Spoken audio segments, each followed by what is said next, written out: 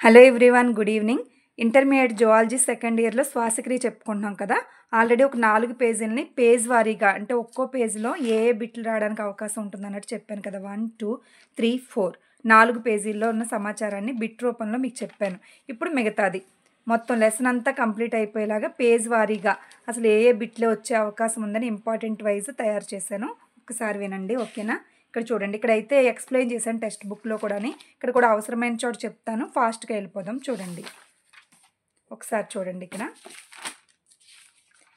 Page number 4 pages చెప్పుకున్నాం మనం. 5th పేజీలో ఉచ్ఛ్వాసించే గాలిలో ఉండే ఉష్ణోగ్రతను శరీర ఉష్ణోగ్రతకు సమానం చేసే ఊపిరితిత్తుల్లోని భాగమేది అంటే, మన ఉచ్ఛ్వాస క్రియలో మనం ఆక్సిజన్ తీసుకుంటాం కదా, ఆ ఆక్సిజన్ని బాడీ టెంపరేచర్కి ఈక్వల్ చేయాలన్నమాట. ఆ భాగాలు ఏంటి? వాహికా భాగం. 2 భాగాలు ఉంటున్నాయి, వాహికా భాగం, వినిమయ భాగం అని ఉంటున్నాయి. వాహికా భాగంలో బాహ్య నాసికా రంధ్రాలు అంటే మనకు ముక్కు ఉంటుంది కదా, ముక్కు దగ్గర ఉన్న రంధ్రాల నుంచి శ్వాస నాళికల దాకా, ఊపిరితిత్తుల్లోని శ్వాస నాళికల దాకా చెట్టులాగా ఉంటుంది కదా, ఇక్కడ చూపించాను మీకు. శ్వాస నాళికల దాకా కూడా ఉన్న భాగాన్నే మనకి వాహికా భాగం అంటాం. ఆ వాహికా భాగంలోనే మనం పీల్చిన గాలిలోని టెంపరేచర్ని బాడీ టెంపరేచర్కి ఈక్వల్ చేస్తుంది అనమాట. నెక్స్ట్ CO2, O2 వాయువులు ఎక్స్చేంజ్ అయ్యే భాగం ఏంటి? వినిమయ భాగం. వాహికా భాగం కాకుండా ఉన్న భాగం వినిమయ భాగం, ఎక్స్చేంజింగ్, వినిమయం అంటే వాయుకోశాలు అంటే ఆల్వియోలై మరియు వాయు నాళికలు లేదా శ్వాసనాళికలు. ఈ రెండిట్లోనూ ఈ గ్యాసెస్ అనేవి ఎక్స్చేంజ్ అవుతాయి. అంటే ఆక్సిజన్ వచ్చి కణజాలాల్లోకి చేరిన తర్వాత కణజాలాల్లో ఉన్న CO2 మళ్ళీ ఎక్స్చేంజ్ అయిపోద్ది కదా, బయటకు వచ్చేస్తుంది కదా. అలా ఎక్స్చేంజింగ్ అనేది వినిమయ భాగంలో జరుగుద్ది. ఊపిరితిత్తులకు పృష్ఠ భాగాన గల భాగం ఏది? కశేరు దండం. ఊపిరితిత్తులకు పరుసుకాలు ఎక్కడ ఉంటాయంటే పార్శ్వ భాగంలో. ఇక్కడ ఒకసారి చెప్తాను చూడండి, ఏ ఏ భాగాల్లో ఏవే ఉన్నాయో చెప్తాను. ఇక్కడ చూడండి, ఊపిరితిత్తులకు పృష్ఠ భాగాన కశేరు దండము, ఉదర భాగాన ఉరోస్తి ఎముక. నెక్స్ట్ పార్శ్వ భాగాన అంటే ప్రక్క భాగాల్లో పర్సుకలు, ప్రక్కటెముకలు అంటాం కదా. క్రింది భాగాన డోమ్ ఆకారంలో ఉండే విభాజక పటలము ఉంటాయి. ఇవన్నీ అంటే సరిహద్దుల కింద. చూడండి, ఆంధ్రప్రదేశ్కి భారతదేశానికి సరిహద్దులు ఎలా ఉన్నాయి చుట్టూని, అలాగే ఇక్కడ కూడా ఉంటాయి. పృష్ఠ భాగంలో అంటే వెనుక భాగంలో కశేరుదండం, ఉదర భాగంలో ఉరోస్తి, పార్శ్వ భాగంలో ప్రక్కటెముకలు, కింది భాగాన డోమ్ ఆకారంలో ఉండే విభాజక పటలము ఉంటాయి. ఓకే, నెక్స్ట్ పేజీలో పీడన ప్రవణతను ఏర్పరచడంలో సహాయపడే భాగాలేవి?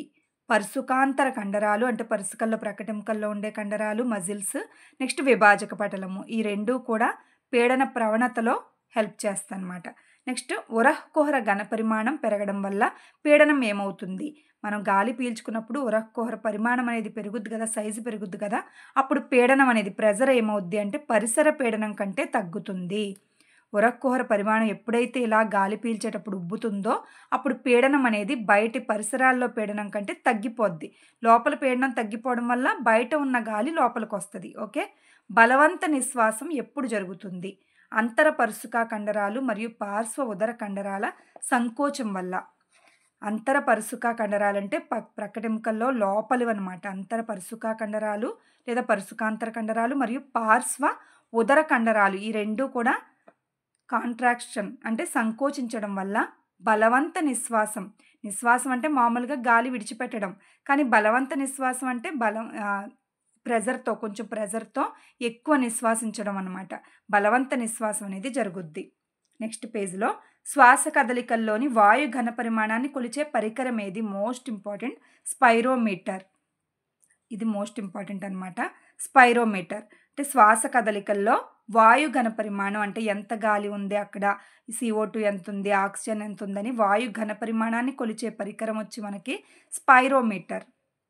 టైడల్ వాల్యూమ్ విలువ ఎంత? ఇది నేను షార్ట్ రూపంలో కూడా చేశాను కదా. టైడల్ వాల్యూమ్ వాల్యూ 500 ml. ఇక్కడ చూపిస్తాను మీకు 500 ml. ఇక్కడ చూడండి, టైడల్ వాల్యూమ్ అంటే సాధారణ ఉచ్ఛ్వాస లేదా నిశ్వాసాల్లో పీల్చుకునే లేదా వదిలివేసే గాలి ఘనపరిమాణాన్ని మనం టైడల్ వాల్యూమ్ అంటాం. ఇది జనరల్గా 500 ml ఉంటుంది. ఆరోగ్యవంతమైన మానవుడు నిమిషానికి 6000 నుంచి 8000 ml గాలిని ఉచ్ఛ్వాసించడం లేదా నిశ్వాసించడం అనేది జరుగుతుంది. ఓకే, ఉచ్ఛ్వాస నిలవ ఘనపరిమాణం అయితే చూడండి 2500 ml నుంచి 3000 ml ఉంటుంది. నిశ్వాస నిలవ ఘనపరిమాణం 1000 ml నుంచి 1100 ml ఉంటుంది. నెక్స్ట్ వన్, బలవంత నిశ్వాసం తర్వాత ఊపిరితిత్తుల్లో మిగిలి ఉన్న గాలి ఘనపరిమాణాన్ని ఏమంటాం? ఎంతో కొంత మిగిలిపోద్ది గాలి అనేది. ఓకే, అప్పుడు అవశేష ఘనపరిమాణం అంటాం. అవశేషం అంటే రిమైనింగ్ అని అర్థం. సో బలవంత నిశ్వాసం తర్వాత కూడా ఎంతో కొంత గాలి లోపల ఉంటుంది. ఆ గాలి ఘనపరిమాణాన్ని మనం అవశేష ఘనపరిమాణం అంటాం. ఓకే, సాధారణ నిశ్వాసం తర్వాత ఊపిరితిత్తుల్లో ఉన్న గాలి ఘనపరిమాణాన్ని ఏమంటాం? క్రియాత్మక అవశేష సామర్థ్యము. సాధారణంగా మామూలుగా నిశ్వాసం తర్వాత మామూలుగా గాలి CO2 బయటకు వెళ్ళిపోయిన తర్వాత ఉన్న లోపల ఉన్నదాన్ని క్రియాత్మక అవశేష సామర్థ్యం అంటాం. అదే బలవంత నిశ్వాసం తర్వాత బలవంతంగా ఎక్కువ గాలిని బయటకు పంపేసినా మిగిలి ఉన్నదాన్ని అవశేష ఘనపరిమాణం అంటాం. క్లియర్? బలవంత ఉచ్ఛ్వాసం తర్వాత ఊపిరితిత్తుల్లో అమరిన గాలి మొత్తం ఘనపరిమాణాన్ని ఏమంటాం? పూర్ణ పుపుస సామర్థ్యం. రకరకాల పేర్లు పెట్టాడండి. నిజంగా ఇవన్నీ చదువుతుంటే నిద్ర వచ్చేసింది నాకు, అందుకే లేట్ అయింది వీడియో చేయడం. అయితే బలవంత ఉచ్ఛ్వాసం తర్వాత ఊపిరితిత్తుల్లో బలవంత ఉచ్ఛ్వాసం అంటే చూడండి, యోగా చేసేవాళ్ళు ఎక్కువసేపు పీల్చుకుంటారు కదా, గాలి అనేది లోపలికి ఎక్కువసేపు వెళ్ళేలాగా చేస్తారు. బలవంత ఉచ్ఛ్వాసం తర్వాత ప్రాణాయామంలో ఊపిరితిత్తుల్లో అమరిన గాలి ఘనపరిమాణాన్ని ఏమంటాం అంటే పూర్ణ పుపుస సామర్థ్యము, టోటల్ లంగ్స్ కెపాసిటీ అంటాం. బలవంత నిశ్వాసం తర్వాత పీల్చుకోగల గాలి గరిష్ట ఘనపరిమాణాన్నే వైటల్ సామర్థ్యం అంటాం. ఇక్కడ ఒకటి ఇంపార్టెంట్, ఇది బలవంత నిశ్వాసం తర్వాత పీల్చుకోగల ఇంకా పీల్చగల గాలి గరిష్ట ఘనపరిమాణాన్ని మనం వైటల్ సామర్థ్యం అంటాం. ఇదొకటి ఇంపార్టెంట్. CO2 యొక్క ద్రావణీయత ఎంత? O2 కంటే 20 to 25 రెట్లు ఎక్కువట. CO2 యొక్క ద్రావణీయత అనేది ఆక్సిజన్ కంటే ఎక్కువ, 25 రెట్లు. నెక్స్ట్ పేజ్లో రక్తంలోని ప్లాస్మా ద్వారా ఎంత శాతం ఆక్సిజన్ అనేది రవాణా చేయబడుతుంది? RBC ద్వారా అయితే 97%, అలాగే ప్లాస్మా ద్వారా ఓన్లీ 3% మాత్రమే ఆక్సిజన్ రవాణా చేయబడుతుంది. నెక్స్ట్ 100 ml ఆక్సిజన్ యుత రక్తం కణజాలాలకు ఎంత శాతం ఆక్సిజన్ని విడుదల చేస్తుందంటే 5 ml. 100 ml ఆమ్లజనయుత అంటే ఆక్సిజన్ ఉన్న రక్తం అనేది కణజాలాలకు 5 ml O2ని విడుదల చేస్తుంది. ఒక హిమోగ్లోబిన్ అణువు ఎన్ని O2 అణువులను రవాణా చేస్తుంది? 4. ఒక హిమోగ్లోబిన్ అణువు HB అణువు 4 ఆక్సిజన్ అణువుల్ని రవాణా చేస్తుంది. ఇంపార్టెంట్ ఇది కూడా. O2 పాక్షిక పీడనం ఊపిరితిత్తుల్లో ఎలా ఉంటుంది? ఎక్కువగా ఉంటుంది. అదే కణజాలాల్లో అయితే ఆక్సిజన్ యొక్క పాక్షిక పీడనం తక్కువగా ఉంటుంది. ఆక్సీ హిమోగ్లోబిన్ ఏర్పడడం అనే దాన్ని ప్రభావితం చేసే అంశాలు ఏవి? ఆక్సీ హిమోగ్లోబిన్ ఏర్పడడం ఏ విషయాలు ప్రభావితం అవుతాయంటే CO2 పాక్షిక పీడనం, హైడ్రోజన్ అయాన్ల గాఢత అంటే pH, అలాగే ఉష్ణోగ్రత టెంపరేచర్. ఈ 3 విషయాలపైన ఆక్సీ హిమోగ్లోబిన్ ఏర్పడడం అనేది ఆధారపడుతుంది. ఇక్కడ ఈ చిన్న పట్టిక చూడండి, చాలా క్లారిటీ వస్తుంది మీకు. వాయుకోశాల్లో ఎలా ఉంటుంది ఈ విషయాలు అనేవి, కణజాలాల్లో ఎలా ఉంటాయి అనేది చూడండి ఒకసారి. వాయుకోశాల్లో PO2 అంటే ఏమీ లేదు, ప్రెజర్, ఆక్సిజన్ యొక్క ప్రెజర్ అనమాట. ఆక్సిజన్ యొక్క పీడనం అనేది వాయుకోశాల్లో ఎక్కువగా ఉంటుంది, కణజాలాల్లో తక్కువగా ఉంటుంది. ఆక్సిజన్ ఎప్పుడు వాయుకోశాల్లో ఎక్కువగా ఉంటుంది. అదే CO2 అనేది వాయుకోశాల్లో తక్కువ ఉంటుంది. ఇది ఎక్కువ ఉంటే ఆటోమేటిక్గా CO2 తక్కువ ఉంటుంది, రివర్స్ అనమాట. H+ అయాన్ల గాఢత వాయుకోశాల్లో తక్కువ ఉంటుంది, కణజాలాల్లో ఎక్కువ ఉంటుంది. నెక్స్ట్ pH అనేది వాయుకోశాల్లో ఎక్కువ ఉంటుంది, కణజాలాల్లో తక్కువ ఉంటుంది.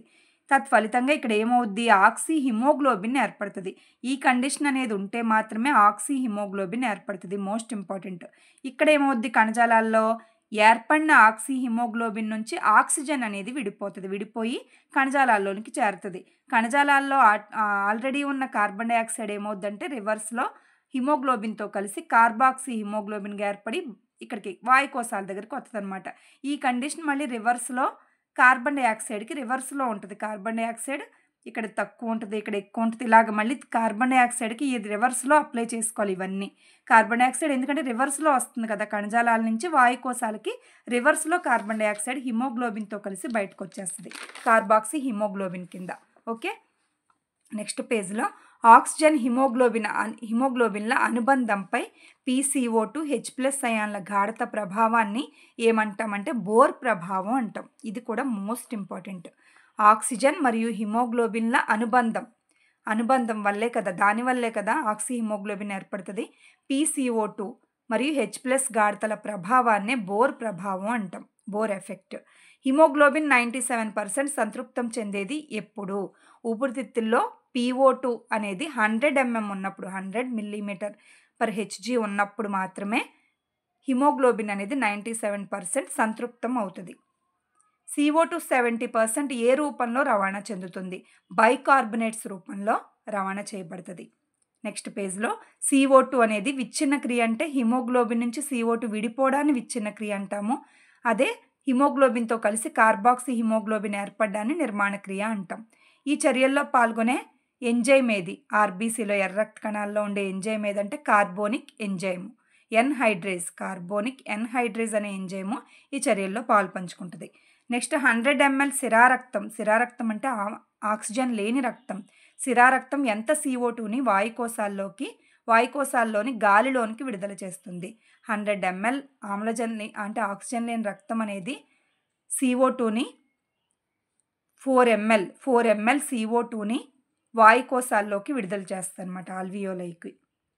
H+ అయాన్లను హిమోగ్లోబిన్ గ్రహించి HHB అంటే ఆమ్ల హిమోగ్లోబిన్గా మారినప్పటికీ ప్లాస్మా pHలో ఎలాంటి మార్పు ఉండకపోవడానికి కారణం హిమోగ్లోబిన్లో హిస్టిడిన్ అనే అమైనో ఆమ్లం అధికంగా ఉండడం వల్ల. ఇదొకటి మోస్ట్ ఇంపార్టెంట్.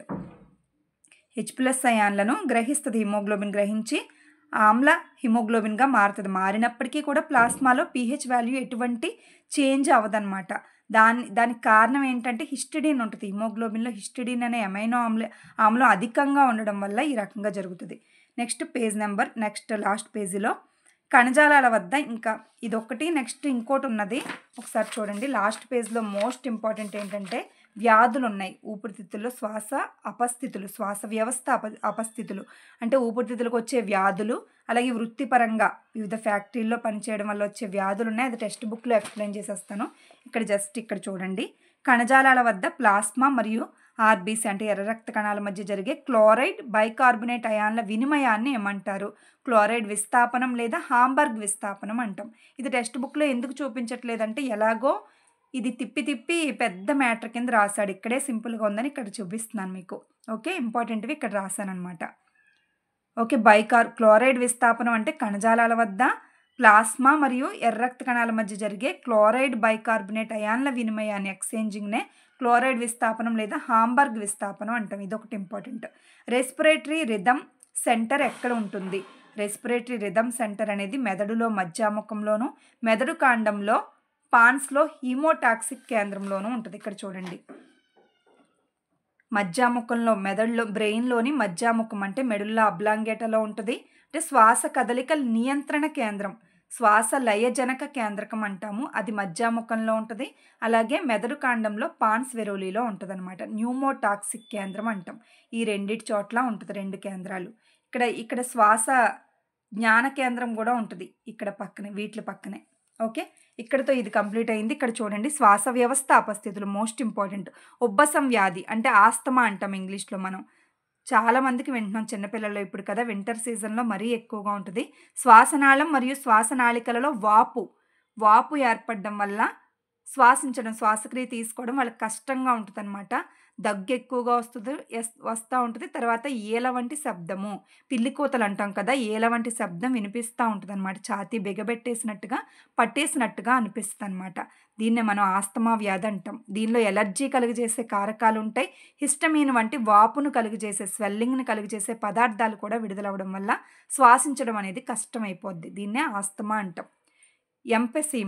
ఎంపైసీమా అంటే ఇది దీర్ఘకాలంగా ఎక్కువ రోజులుగా బాధ పెట్టే వ్యాధి. ఇది వాయుకోశ గోడలు శిథిలమయ్యి, గోడలు అనేవి పగిలిపోయి కలిసిపోవడం వల్ల వాయువుల వినిమయం అనేది జరిగే శ్వాసతలం తగ్గిపోద్ది. అంటే కార్బన్ డైఆక్సైడ్ ఆక్సిజన్ అనేది ఎక్స్చేంజింగ్ జరుగుద్ది అనుకున్నాం కదా, ఆ శ్వాస తలం అనేది తగ్గిపోద్ది అనమాట. ఎందువల్ల అంటే వాయుకోశ గోడలు అనేవి పగిలిపోవడం వల్ల. ఎక్కువ పొగ త్రాగే వాళ్ళకి ఈ రకమైన వ్యాధి ఎంపిసీమా వ్యాధి అనేది వస్తుంది. ఇక్కడ ఇంపార్టెంట్, పొగ త్రాగడం వల్ల వచ్చే వ్యాధి ఎంపిసీమా. బ్రాంకైటిస్ శ్వాసనాళికల్లో వాపు, ఇది కూడా స్వెల్లింగే. దీర్ఘకాలం దగ్గు, ఎక్కువ కాలం పాటు దగ్గు వస్తుంది. అలాగే చిక్కటి శ్లేష్మము, కఫం పడుతూ ఉంటాయి. నెక్స్ట్ న్యూమోనియా, స్ట్రెప్టోకోకస్ న్యూమోనియా వల్ల వస్తుంది. ఇది మోస్ట్ ఇంపార్టెంట్. న్యూమోనియా అనేది స్ట్రెప్టోకోకస్ న్యూమోనియా బ్యాక్టీరియా వల్ల వస్తుంది. కొన్ని రకాల వైరస్లు, శిలీంధ్రాలు, ప్రోటోజోవన్స్, మైకోప్లాస్మాలు కూడా ఈ వ్యాధిని కలుగజేస్తాయి ఈ బ్యాక్టీరియాతో పాటు. ఊపిరితిత్తులలో వాపు, వాయుకోశాల్లో శ్లేష్మం చేరడం, తగ్గడం, వాయువుల వినిమయం దీని లక్షణాలు. చికిత్స చేయకపోతే వ్యక్తి మరణిస్తాడనమాట. ఇవి ఊపిరితిత్తులకు వచ్చే వ్యాధులు. నెక్స్ట్ ఇక్కడ వృత్తిపర శ్వాస రుగ్మతలు అంటే అటువంటి జాబుల్లో జాయిన్ అవ్వడం వల్ల, ఇటువంటి పరిశ్రమల్లో జాయిన్ అవ్వడం వల్ల, ఫ్యాక్టరీల వల్ల వచ్చే వ్యాధులు. ఇక్కడ చూడండి ఆస్బెస్టాస్ అంటే ఆస్బెస్టాస్ పరిశ్రమల్లో పనిచేసే వాళ్ళకి వచ్చేది ఆ ధూళి వల్ల వచ్చే వ్యాధి మాట. సిలికోసిస్ ఇది కూడా గనులు, క్వారీస్లలో పనిచేసే వాళ్ళకి, బొగ్గు గనుల్లో పనిచేసే వాళ్ళకి ఇసుక ధూళికి వచ్చే వ్యాధి అనమాట. ఇది సిలికోసిస్. నెక్స్ట్ సిడిరోసిస్ అంటే కణజాలాల్లో ఇనుప రేణువులు చేరడం వల్ల, మోస్ట్ ఇంపార్టెంట్ ఐరన్ రేణువులు చేరడం వల్ల సిడిరోసిస్ వస్తుంది. ఇది రకరకాలుగా ఉంటుంది. ఇనుప రేణువులు పేల్చడం వల్ల న్యూమోకోనిసిస్ అనే వ్యాధి వస్తుంది. అలాగే హైపర్ఫెర్రిమియా, హీమోసిడిరోసిస్ అనేది ఈ రకరకాలన్నమాట. సిడిరోసిస్లో కొన్ని టైప్స్ అనమాట ఇవి. న్యూమోకోనిసిస్ ఒకటి, హైపర్ఫెర్రిమియా ఒకటి, హీమోసిడిరోసిస్ ఒకటి. ఇందులో వాయుకోశాల్లో రక్తస్రావం కూడా జరుగుద్ది. బ్లడ్ అనేది బయటకు వస్తుంది అనమాట దగ్గినప్పుడు. నెక్స్ట్ నలుపు ఊపిరితిత్తి వ్యాధి, బ్లాక్ లంగ్ డిసీజ్. ఈ వ్యాధి బొగ్గు అలాగే ధూళి పేల్చడం వల్ల, బొగ్గు గనుల్లో పనిచేసే వాళ్ళకి ఎక్కువ వస్తుంది. అందువల్లనే దీన్ని నలుపు ఊపిరితిత్తి వ్యాధి అన్నాం. బొగ్గు గనుల్లో ఎక్కువ కాలం పనిచేసే కార్మికుల్లో సాధారణంగా కనిపించే వ్యాధి బ్లాక్ లంగ్ డిసీజ్. ఓకే, ఇది ఇక్కడ చదివితేనే బాగుంటుంది ఎఫెక్టివ్గా. మిగతావి ఇక్కడ నేను ఇక్కడ నోట్స్లో రాసాను కదా, ఇక్కడ చదివినా పర్లేదు. మీకు టెక్స్ట్ బుక్స్ ఉంటే టెస్ట్లో చూడండి. బుక్స్ లేని వాళ్ళు నిన్న వీడియో పెట్టాను కదా, నిన్న వీడియోలో డిస్క్రిప్షన్లో లింక్ ఇచ్చాను. బుక్స్ లేని వాళ్ళు అర్జెంటుగా తెప్పించుకునైనా సరే బుక్స్లో గ్యారంటీగా చదవాలి. ఇవెందుకండి అంటే బుక్స్ చూస్తూ ఈ రకంగా నోట్స్ ప్రిపేర్ చేసుకోవడం వల్ల మనకి రివిజన్కి ఈజీగా ఉంటుంది. ఇంపార్టెంట్ మనం ఇదంతా చదవలేనప్పుడు ఇంపార్టెంట్ అయినా జస్ట్ చూసుకోవడానికి రివిజన్కి బాగా యూజ్ అవుద్దన్న ఉద్దేశంతో నోట్స్ ప్రిపేర్ చేసుకోవాలి. ఓకేనా? Keep watching. Thank you so much.